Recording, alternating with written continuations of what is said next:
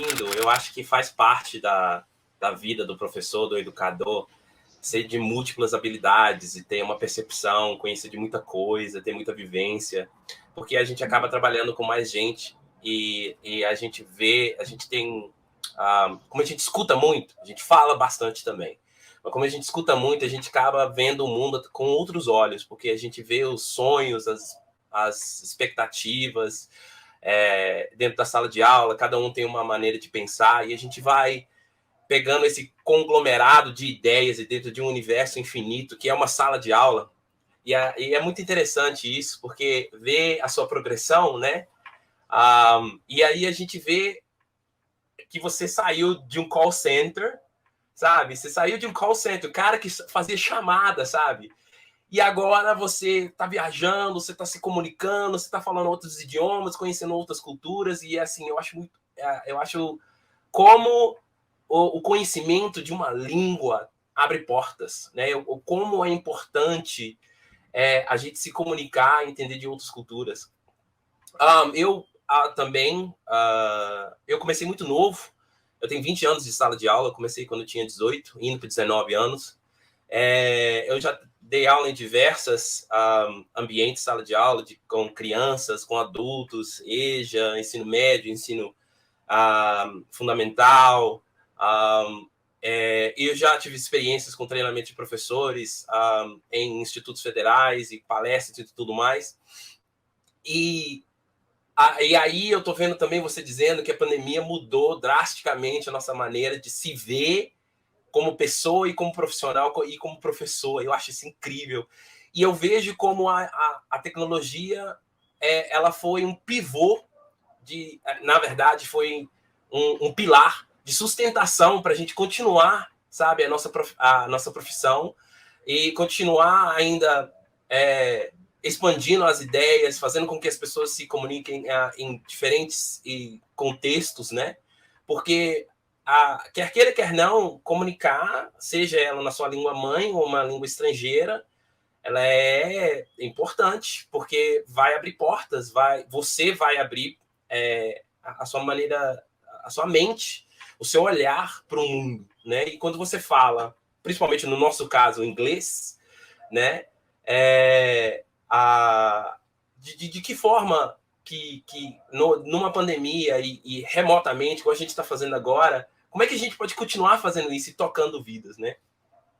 Só para poder contextualizar um pouco da minha história, eu fui professor por acaso, estava numa aula de violão, querendo ser cantor. Eu lembro disso, eu rio. Eu estava querendo ser cantor e eu estava fazendo trocas, né? A famosa permuta. Daniel, me ensina umas coisas em inglês aqui que, como você já sabe, eu te ensino. O que você quer? Eu te ensino, eu te dou aula de violão. E a gente estava nessas trocas. Ruim, tadinho. Não... Eu tenho um violão aqui atrás e ele serve como uma motivação. Eu tenho as minhas aulas, tenho umas músicas que eu tento tocar. É um sonho de criança. E ele falou, Daniel, tá abrindo uma escola. Não, tem uma escola querendo aulas, querendo professor. Vai lá, se aplica, cara. Eu não consigo passar, aquele síndrome do impostor que a gente tem, que naquela época eu nem sabia o nome disso, eu não sabia o nome disso, e o cara falou, vai, fui, eu passei em segundo lugar, e aí o rapaz que passou na minha frente, ele não tinha a disponibilidade que eu tinha, e aí começou um mundo, né, da sala de aula, do que é educar, como aprender, e aí veio o curso de letras, agora atualmente estou fazendo o curso de pedagogia. Então, é um carinho muito grande que eu tenho com a sala de aula, com a educação. Hoje eu falo, né, pegando uma fala do Rodrigo, hoje eu falo que eu não sou apaixonado pela sala de aula, não. Eu amo, porque quando você é apaixonado, geralmente não é uma relação sadia, né? Você fica aquele corre-corre, aquele desespero. Hoje é um amor, sabe, consolidado, maduro. E de que forma que eu consegui, pegando mais dentro do contexto, né, adiantando um pouquinho, fast forward, né, para agora e mais para dentro do tema, também eu me tornei nômade digital por acaso.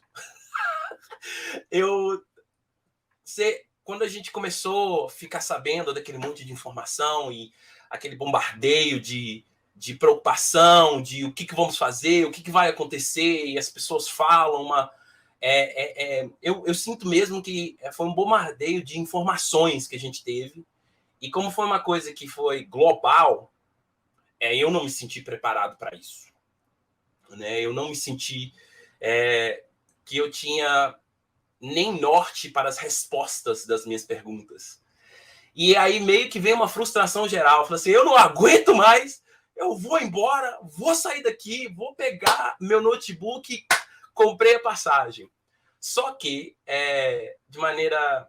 Eu acho que foi bem leviana a minha decisão, mas eu acho que eu tive sorte também nesse aspecto para poder sair, né, para isso. Eu fiz esse experimento aqui dentro do Brasil.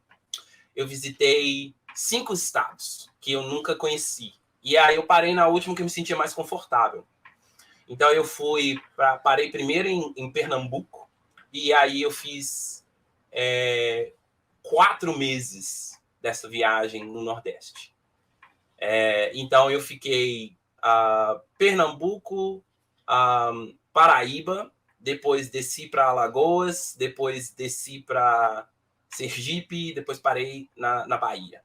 Então, quando eu fiquei em Pernambuco, eu fiquei lá como centro, e eu subia para Paraíba, porque os estados são bem pequenininhos, então a distância de uma capital para outra é 3 horas, ou 2 horas, 2 horas e meia, de ônibus. E aí eu fui aprender o que é.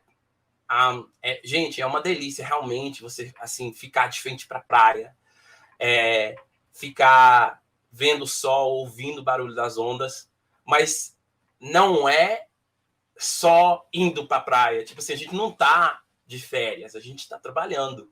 Então você tem que ter horários. Você tem a vantagem de...